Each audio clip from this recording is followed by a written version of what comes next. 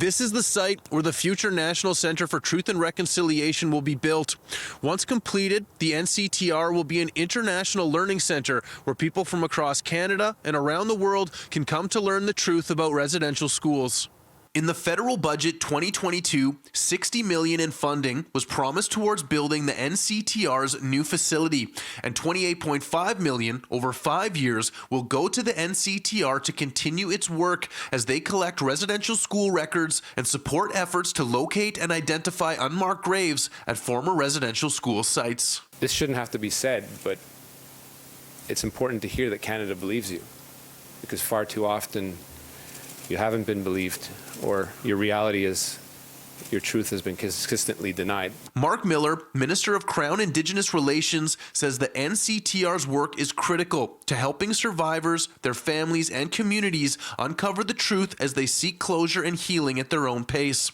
Miller says the NCTR's new home will ensure what he calls Canada's shameful colonial past is not forgotten. Canada's darkest secret has been with us for too long. Eugene Arcand from Muskeg Lake First Nation in Saskatchewan says in the future there will be fewer survivors, and the new National Center for Truth and Reconciliation will provide education about the attempted genocide of Indigenous people that has resulted in many of the social ills the community faces today.